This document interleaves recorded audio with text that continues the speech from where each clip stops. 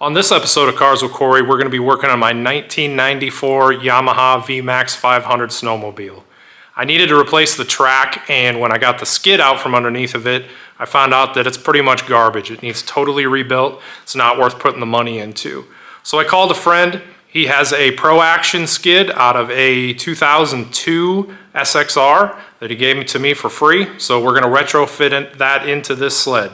Let's get started. Well guys, before we get started, I've been out for 8 months. It's been 8 months since I uploaded it, and as you can see here, I got a giant scar. I've got another one on the other side of my arm somewhere, right about there.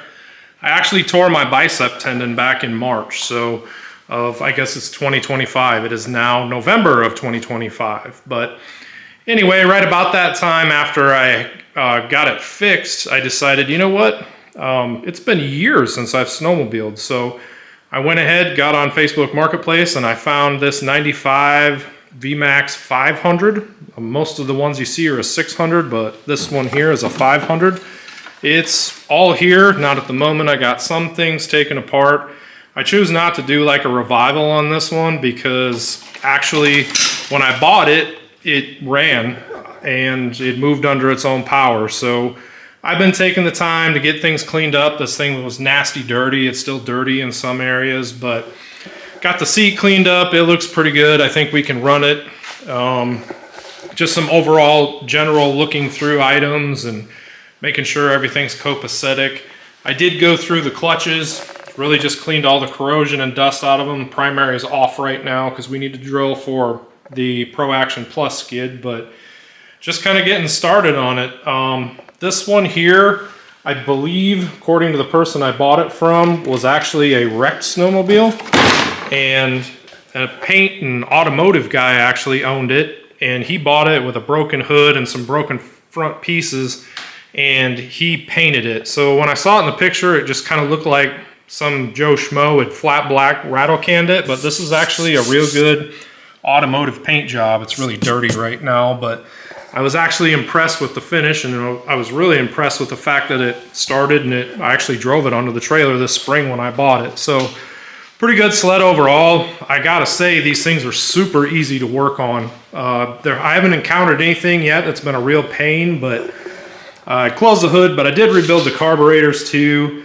They actually weren't particularly dirty. There was some bad fuel in it, so I siphoned that out. But most of my time has been spent on the front end. So these are TSS, which is Yamaha's, what most people call Pogo, but these are I found out these are called the knees, and they were completely seized. As a matter of fact, I had to buy a complete parts snowmobile just to get this piece off. It was actually on the other side, but it was cracked along the parting line. This one is not cracked yet, that's just the parting line, but it was cracked and split, completely seized up, wouldn't move at all. So I've got some progress on this thing.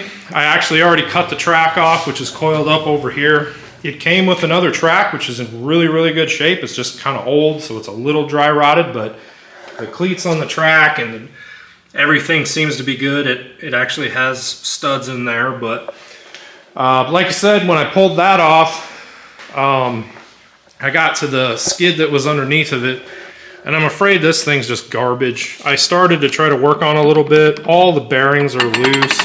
All the bogies either need replaced or rebuilt. This guy right here is, you know, out to lunch, but I spent a couple of hours trying to get this axle out of here, and I did get, well, that one's stuck again. I did get these bushings off of both sides here. How this works is it's an aluminum shaft through a bunch of steel bushings. And since this was sitting outside on the ground, of course, it all rusted solid. So when I finally got the axle broke free, you can see there, it actually wore into the skid frame here, and the axle didn't want to move evenly, just causing all kinds of problems. So I have abandoned the idea of rebuilding this one. It's just in such a bad shape that it's really not worth my time, especially when these only have, I think, 6 or 7 inches of travel. So I decided I'd just upgrade to something modern, and I called a friend of mine, and he had one he just gave me. Here's the ProAction skid. It might not look a whole lot different than the other one necessarily. It has similar style wheels, but this guy mounts up pretty differently. The top arm here kind of floats in the tunnel, whereas this would be kind of mounted down here on the other one, and then there'd just be this mounting point. And then if you notice, there was an idler that was sitting back here just a moment ago, but this one here, while it doesn't look much different, is in much better shape. All of the bogies are not perfect, but the bearings are still tight, with the exception, this guy's loose on the shaft there, but these two middle ones in the back are pretty worn out. They actually have loose bearings. So my friend was nice enough to give me two bogies that are in good shape. So we actually shouldn't have spent any money on this thing, but shout out to my boy Cody for hooking me up with this thing for exactly $0. So this skid is, like I said, a ProAction. Don't quote me here, guys. I believe it was 96 and up. I know they use it somewhere into the early mid 2000s, but it's a pretty good skid overall. This one has far more travel than the stock one for the VMAX. I don't know a number exactly. I want to say 10, 11, 12 inches, something like that, but this will be a much better fit, offer a much better ride in this old sled. So there's lots of information out there on how to fit this into a VMAX. As a matter of fact, there's a really old forum post that has dimensions and all of that. I'll insert that in the video here.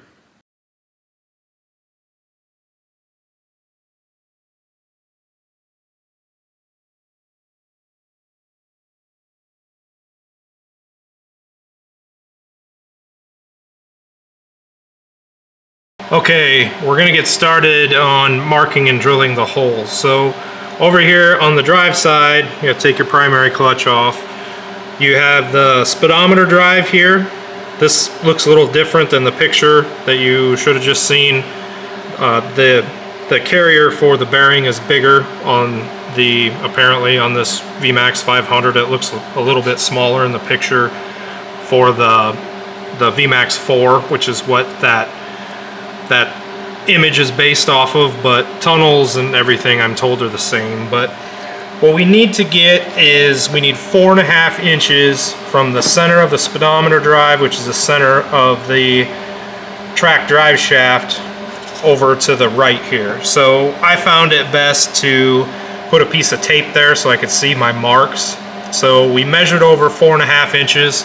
How I did that's a little weird, but it's what I came up with. I had this piece of scrap laying around, and I basically just set it over here as far as I could, and I measured 4.5 from here to the center of there. So that got me my vertical line, yep. And then moving that out of the way, then it was as simple as measuring up. This measurement here is 2 7/8. So this is one of them times where you want to measure a whole bunch of times, because it's critical that you get off to a good start here, because all of your holes are based off of holes farther on down. So this whole location here for the front of the skid is going to depict the next hole, which will be the top of the skid, and then the next one will be the 3 similar to this, and so on and so forth. So we're gonna go ahead and drill this one, and we'll mark out the next ones. So for the hole, guys, I'm using a 1/16 of an inch drill bit. I'm just gonna start with tiny holes, because then I can measure on down the tunnel like I mentioned, and I can actually hook onto the drill bit, which will give me a 32nd or half of a 1/16 tolerance to mark the line. So using a tiny drill bit will make all the difference. Okay, we've got the hole drilled.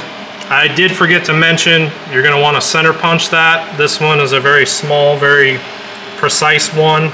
Otherwise, obviously, that drill bit's going to walk on you. This is a one-man show, so I didn't film drilling a hole. I assume you guys know how to do that, but our first hole is in. Our next hole is going to be on the other side, somewhere in this region here.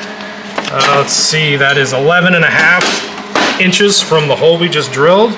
I'm not sure how I'm going to measure it. There's not a lot of room to get through there. What I may have to do is go on the other side of the tunnel and get a reference from the hole we just drilled, maybe to the old hole for the original skid. But I'll get that figured out. The next one is 11.5 towards the rear, and it will be 4 inches down from the top here. So I believe the diagram showed something a little different, like 4.92 or 4.95. It's tiny.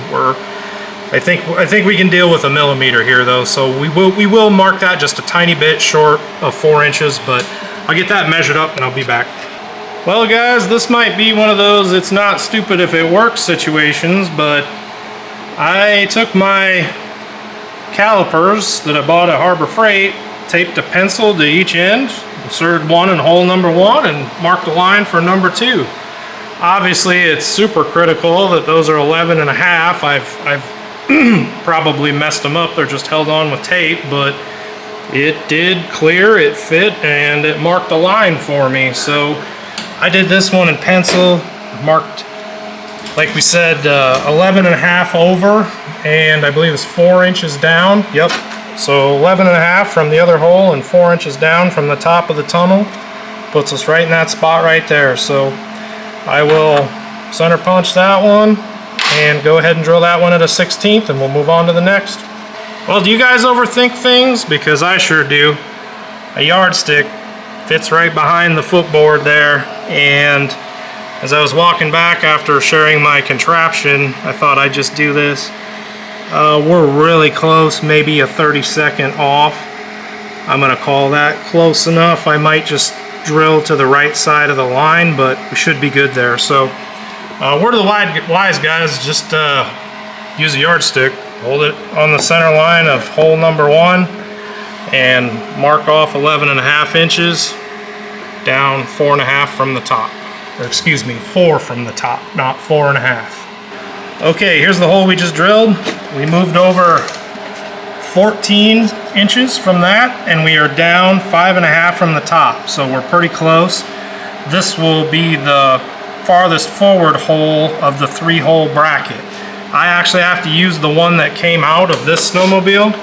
It is still attached to my original skid, but it does mount up to the ProAction one. So I'm going to mark this one. I'm also going to mark, well, for reference, we've marked this one and we have a reference for this one.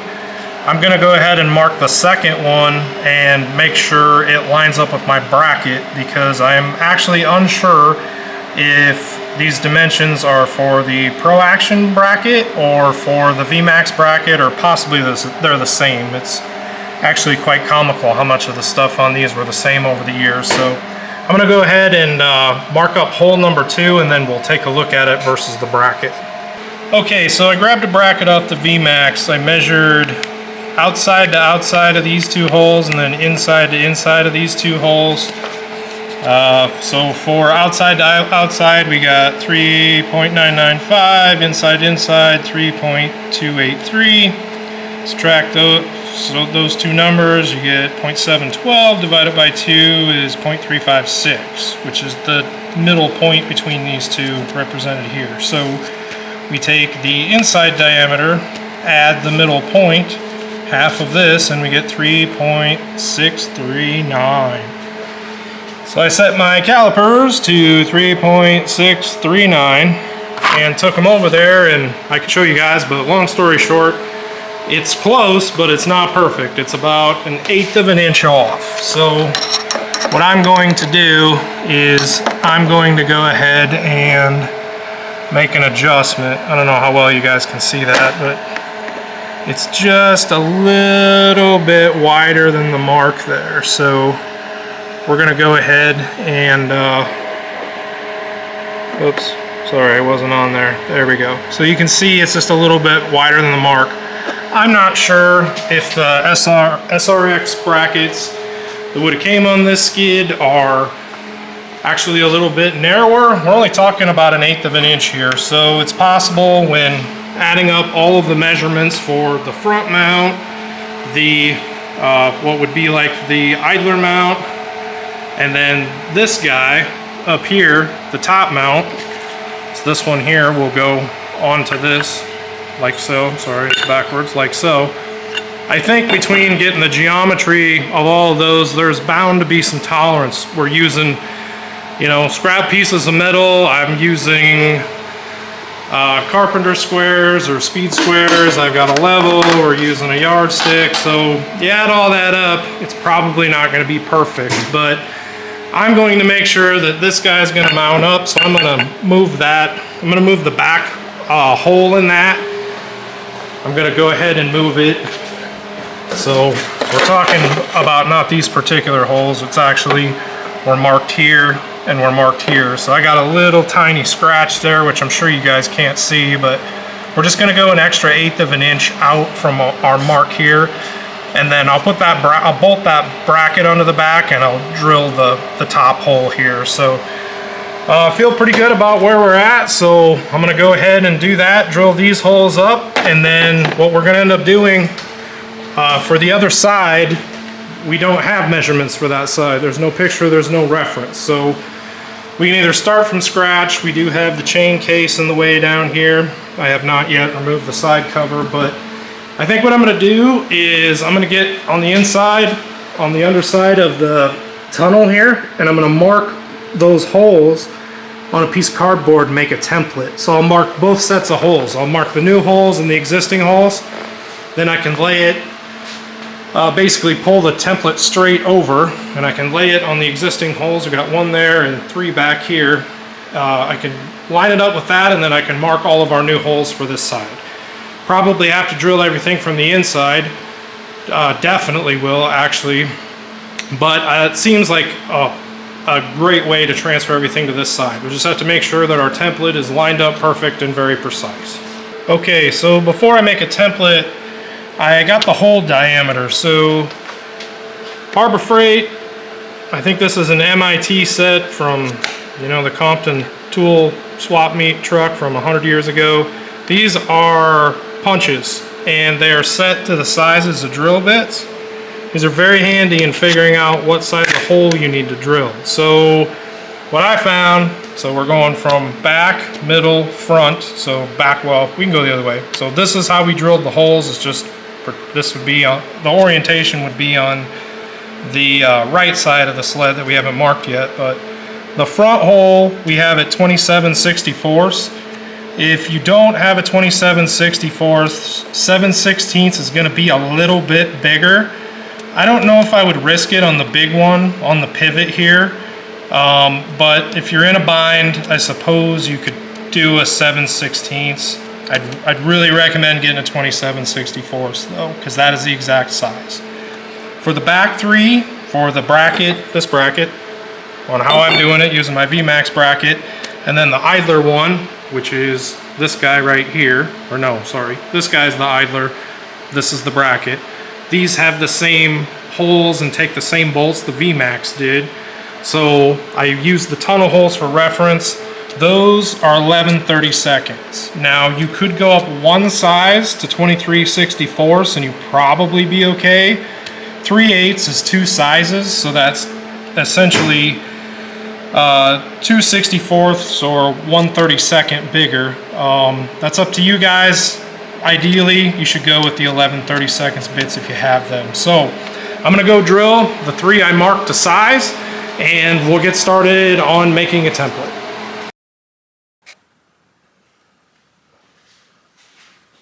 Okay guys, we're gonna have to drill the front hole from underneath. The footboard is in the way. You can't get the drill in there straight. You could with the small bit, but you can't with a bigger bit. So hopefully this don't fall on me. Let's see.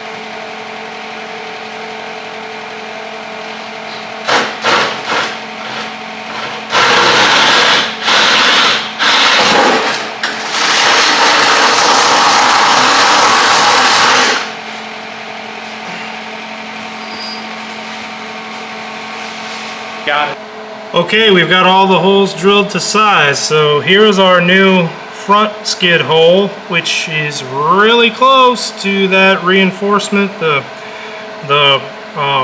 rolled edge there where they do that for strength, but it's there. The other side of it's going to be challenging because the end of a reinforcement ends right on this edge of it, so we'll have to figure out how to reinforce that. But here is our next hole. Here's the original front pivot hole for the original skid. So here's going to be our top, I guess call that the idler.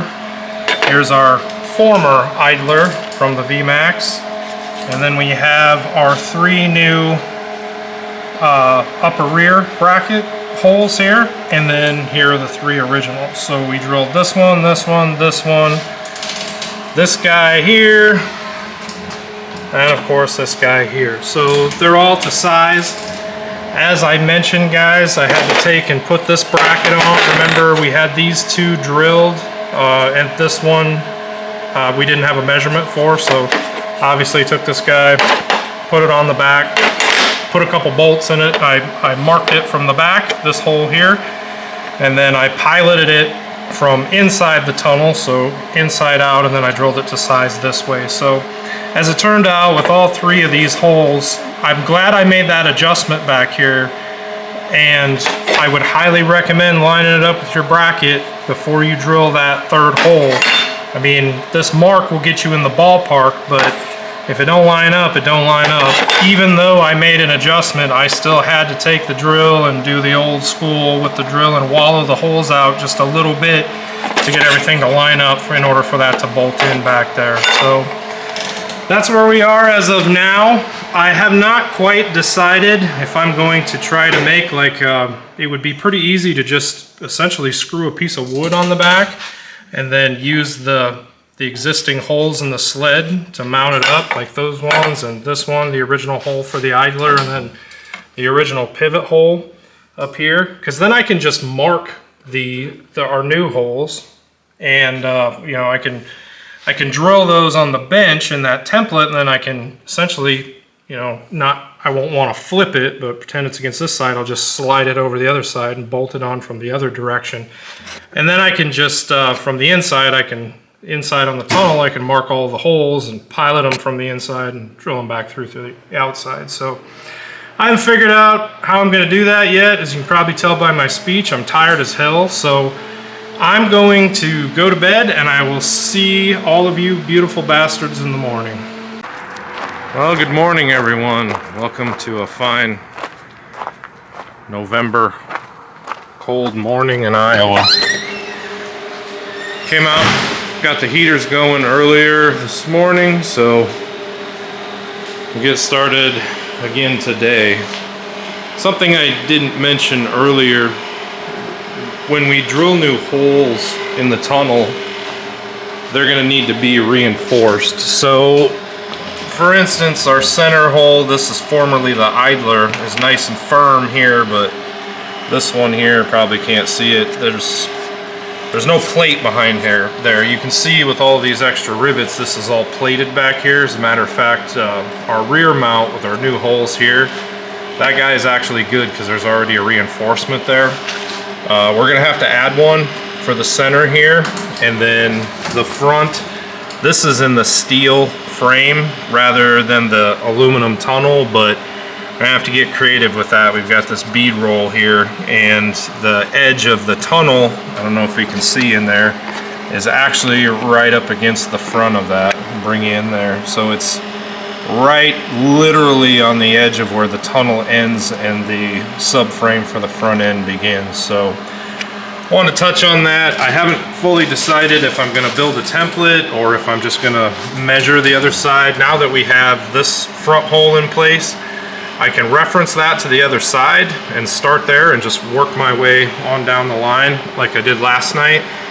I might just do that because I can get underneath of there, get a few measurements, and go from there. But if a guy wanted, you certainly could. Like I said, you just have your front holes here, and it only goes up a little ways. So if you had say a 1x6 or 1/2 inch or a scrap piece of plywood or something, you can bolt it like level with the bottom of the tunnel here, and then run it the length, and then, you know, basically bolt it in with the holes that were here for the original skid, and then you can mark your new holes and drill those, and then you could just basically shove it straight over like I mentioned last night and bolt it on, and then you have a reference point. I don't know.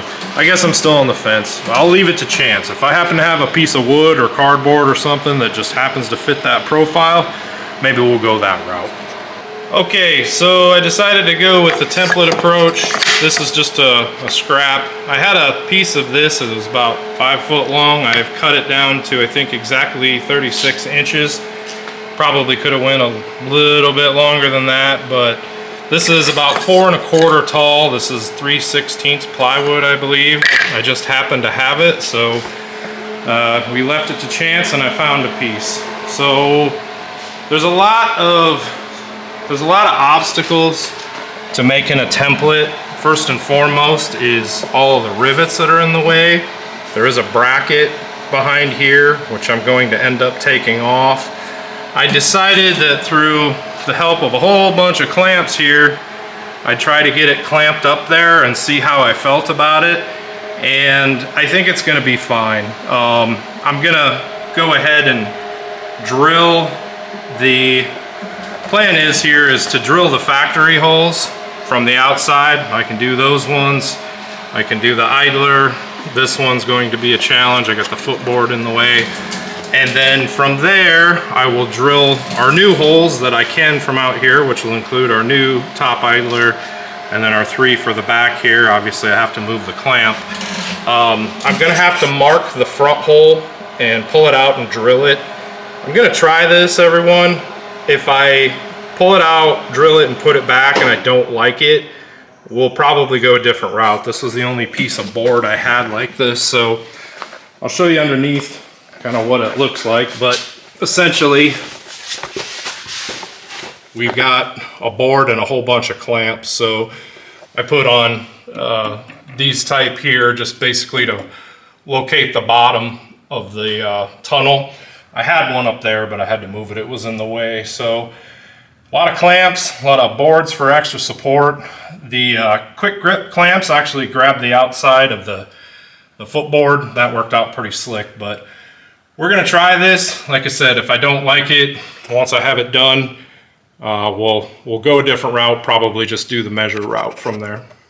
Okay, a little progress update. So a couple of clamps have been removed. I did drill the original 3 for the bracket and the brackets behind there. I'll show you. I did those first, bolted the bracket in there just dry to hold it. Next, I did the factory idler screw here, and then there's fender washers, and I have a whole bunch of nuts. These are M8 by 125 for these as well.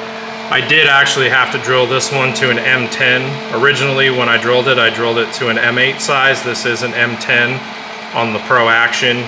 In the VMAX, the idler is an M8, so I did have to oversize that hole. But I basically started with the 2 factory locations for the rear bracket and the center idler. Then I bolted in the center idler. Every time I drilled a hole, I put a bolt in it. Then I came back and did the new 3 for the rear bracket. I couldn't fit 2 rear brackets in there, so these have fender washers and nuts on the back to hold those in place. And then I came back and I drilled the new, I guess I would just call it the idler, the new top front, and also nutted and washered and bolted on the back. I'm a little perplexed to how I'm gonna do the front ones, guys. This is the original VMAX mounting hole. I tried a couple of different combinations with like a short impact and an impact style drill bit, which happens to be the right size. Can't get that in there. I haven't tried to get in here, but I know when I drilled it originally, I ended up piloting it from this direction, and then I made it to size from inside the tunnel. I can't get a drill in here, and obviously I don't have extra long drill bits, so I'm gonna play around with it, see what I've got available. I might end up marking these, pulling it out, drilling them, and then putting it back in and seeing how they line up. Again, guys, if this doesn't work out, I'll abandon the whole idea and go back to measuring, but I stuck with the template idea because I feel like that's gonna bring more consistency, especially having the factory holes as a reference. So getting down here, you can see there's the original bracket and fender washers and nuts and bolts throughout. So I got 2 more holes up front there. I'm gonna play around with it and decide where to go with it. All right, thought about it. I ended up going with the center punch from the set I mentioned earlier to mark the center line of the holes. So I can't get a drill or a drill bit down in here at all, and over here I can get it, but I can't get it straight. So what I did is I took a Sharpie, put a little bit of ink on the tip here, and then basically lightly and very straight went ahead and put it in the hole. So you should be able to see, yeah, there's a mark there. Might not look centered on camera because of the angle, but it definitely is. So same deal over here. Also doesn't really look like it's in the middle there, but again, like I said, we're off centered here. So anyway, I'm gonna go ahead and take it out. I'm gonna chuck this into the drill press, and I'm going to center it and then clamp it and then swap this out for the drill bit. That will give us the most precise and straightest drill through and get us the most accurate as possible. These guys have been critical to doing this job so far, for marking holes, for determining hole sizes, all that stuff, because you want this stuff to be precise. I mentioned you maybe could go with in some ways a larger size on some of these holes earlier. I really wouldn't recommend it. I would definitely recommend getting a set of these sized center punches. They're not that much money. I think they're under 20 bucks. Don't quote me on that, but these things have been a lifesaver. So definitely get these if you're gonna do this job. Okay, so as mentioned, I chucked up that center punch to size for the hole, right to the mark. I do have the quill mounted, or the quill locked right now on my drill press, so it's locked down, but I was able to slowly bring the quill down and kind of feel it until it was right in the hole, and then essentially, pulled it down and locked it. So then I get a couple clamps on here. So now I feel really good about where this hole is, where it is in relation to the tunnel. So what we're gonna do is we'll unlock the quill, the work piece is clamped, swap it out for a drill bit, drill the hole. I'll do the same on the other side, and then we'll bolt it back in and see how we did. We'll actually use this as a guide again, because we'll want this to go in straight, perfectly straight, our 2 holes that we're gonna drill here. So I'll get that done. I'll meet up with you once I have it back in the sled. All right, I learned something along the way. I assumed that this punch would be straight, and unfortunately I drilled my first hole and I left it clamped, and I put this guy back in to make sure it lined up, and it didn't. So here's what I figured out. That is definitely not straight. So I'm gonna adjust, guys, but this is a check you'll want to put in here. I just need to be able to bolt this solidly. As long as this one is perfect, this one is perfect, this one, and I know they are because they were bolted to the tunnel. As long as I get this one perfect, I'm okay with this one being off a little bit. So I had to go through the collection. I found one that's much straighter, and that's the one that I used to index to the center punched hole for this one. Obviously, you can still use the right size one to mark the center, because it'll do a good job for that. It just obviously in the drill press here, it shakes like hell. So something to be aware of, but I'll finish drilling this and we'll get it back in the sled.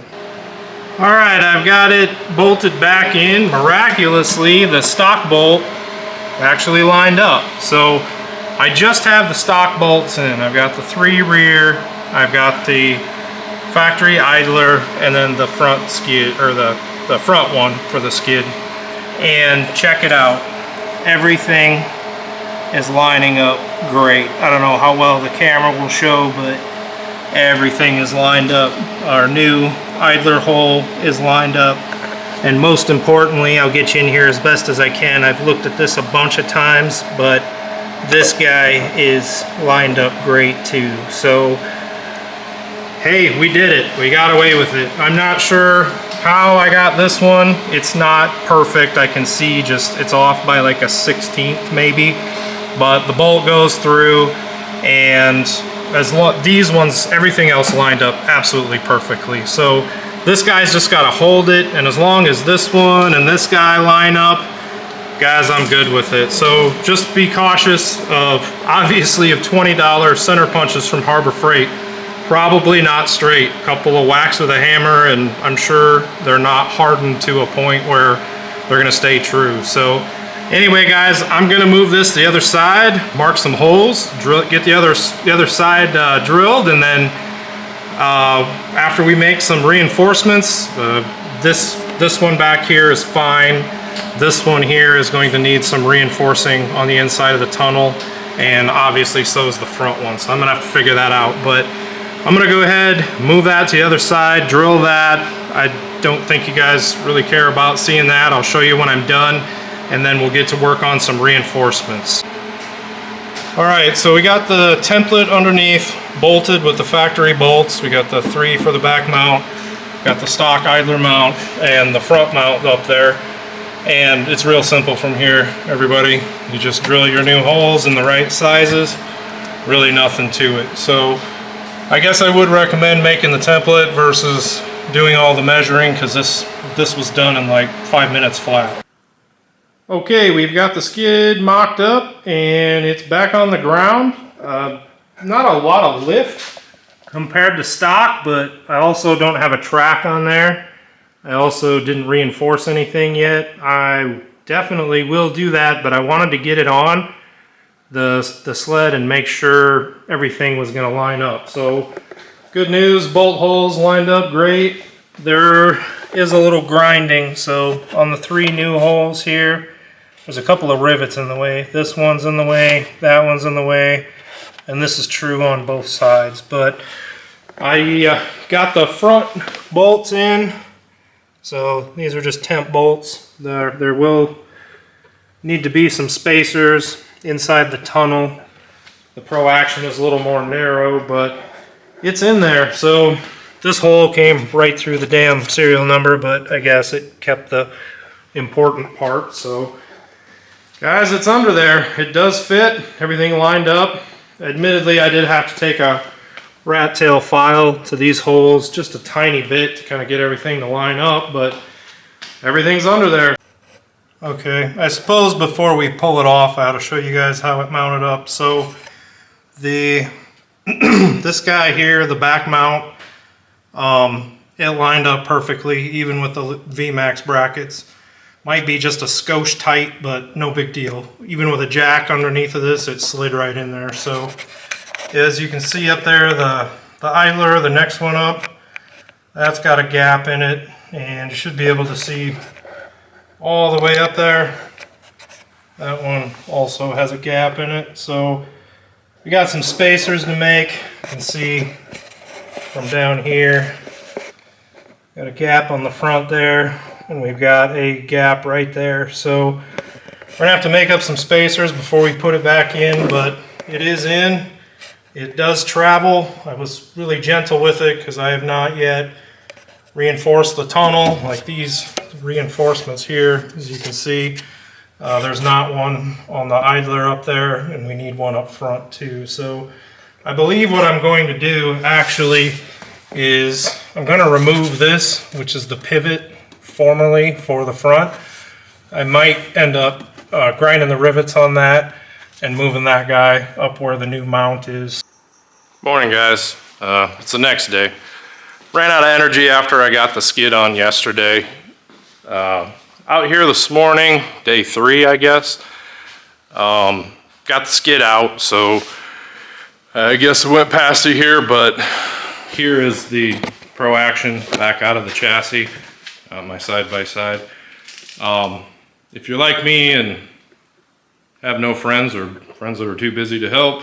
Having a snowmobile lift and this motorcycle ATV jack is super handy, but and to rig it up with some zip ties and some blocks, hold it up high enough, but that really helped the cause. So anyway, yesterday we got the phaser sorted. That's a friend of mine's, but it's about ready to go. A little bit of extra stuff, getting everything freed up, and we'll be good to go. But I want to show you guys the template. I realized, I guess I don't think I stopped and kind of showed this, but anyway, gosh, this might be worth its weight in gold at this point. But anyway, we've got to reinforce the tunnel here. So particularly right here where I unfortunately had to drill right through the damn VIN number, but this is our new idler hole, and there's nothing behind there. It's very floppy. So here's what I came up with. I have 2 of these plates. I think they came off of a cargo carrier. If you watch my shorts, I have a cargo carrier swap meet wagon, but essentially I got some leftover rivets from my days of racing. You guys haven't noticed the modified doors, but anyway, I got one bent up. It's essentially going to go in the tunnel, so right behind our hole here. I'm not going to crawl underneath there and show you guys, but just like that, we'll get some rivets in it, and then we'll drill our through hole. We'll have a reinforcement. I noticed all the other reinforcements come down underneath here, so there's one there and there's one here where the original was, so I'm gonna loop it down underneath for some extra support. And then, as I mentioned earlier, I'm gonna use those ear thingies that were on the original front pivots. I'm just gonna grind these couple of rivets out, and then I'm gonna move them up here to the new front hole on both sides. So anyway, I'm gonna get to bending, get to drilling. I know not everybody has a brake like I do, but I'm gonna have to get creative if you're gonna bend something up. I chose aluminum because it's what I had, and it happens to be just the right size. It fits right underneath. There is a reinforcement that goes along the top here, so it fits right underneath, bends around. I'm going aluminum. I got room in there because I got to make spacers anyway, so this will help with that situation. But I'm going to go ahead and get these mounted up, and I'll be back with an update on that. Okay, we got our plate mounted up, holes drilled, pop rivets in. Went all the way around the hole, got a little close here, but the bolt will clear. We did clear the serial number again. I got 3 down in here in the floor plate. I used a smaller head rivet. I got really close to the existing grip holes there. On this side, I adjusted on the other side, but down underneath here, you can see the plates in. These are old race car washer, or excuse me, rivets, and then I did use washers. Washers pull them super tight. So we got that in. Next step, as I mentioned, we're gonna pull those guys off and move them up to the front hole. Well, I don't love this, but it's what I could come up with in a pinch. You drill it right, the hole will be right up against where the aluminum tunnel meets the steel frame. I mean, it's literally right on the front side of it there. So what I could come up with was a shim to space it up and essentially drill it, pre-drill the hole, run a bolt in it, and originally had 2 rivets in it. We put 3 in. We did orient it a little differently. It was kind of more straight up and down. We cocked it forward so we could hit both of these rivets but not get into the back of the chain case. So on this side, this one is about ready to go. Got the shim, got the bracket off the tunnel, and then I mocked up the bolt in there. I just drilled 3 of the rivet holes. We did have to grind 1 rivet that was in the middle here that holds the 2 together. The one we put back in will replace that one, but I'm not in love with it, guys. I might put a tack weld top and bottom, or a small bead. We got this is where this is rolled in for a reinforcement for the bearing here. But that's the best I can come up with in a pinch. Like I said, I'm not in love with it, but I think it'll definitely work. It gives 3 layers, just like the original hole was. Actually, the original hole, I think, was only 2. Yeah, it's just the aluminum and the steel. So we're going through 3 layers now. Granted, one's a skinny little shim, but I don't see why this wouldn't work. We've got the skid mocked up, and there is our relocated bracket with the shim, and it lines up just fine. The last step before putting on the track and taking it for a rip is we need to make some spacers to cover this gap right here. As it turns out, it's about 3/8 on the front mount and about 3/8 on the idler back there as well. I have them set to where they're even on each side. So I have to make some 3/8 spacers. I guess if you really wanted to, you could probably use washers, but I'm not going to do that. If you use the VMAX 3-hole brackets for the rear mount, those don't require anything. As you can see, they fit right under the tunnel. Well, maybe you can see. There we go. They fit right up there perfectly, and it's the same on the other side. You can't see the other side from here, but that's really all there is left, is to make a couple of little spacers, and the ProAction skid is in the 94 VMAX 500. Okay, I've got you guys most of the way there, so I'm going to cut the video here. I do want to be clear, I'm going to keep updating the description. I'm possibly going to do a follow-up on this video, show you basically the results. I'm out of parts. Probably noticed I have a leaking chain case seal, and I need a few other things before I can realistically take this thing out. It's probably going to be a couple months. We're coming up on the holidays. I can't finish it today, but I did want to get this content out there separately because this is the hard part. This is the measuring, the drilling, the figuring it out, the making sure you got it right. You struggled along with me, and I think we figured it out. I got a template put together, which seemed to work pretty well. Once I got that template in there, it was to drill the other side. It was super easy. So hope you like this video. Like, share, subscribe. Appreciate it. We'll be doing more snowmobile content. Maybe do something on the phaser at some point. But anyway, hope you guys enjoyed, and I'll see you next time.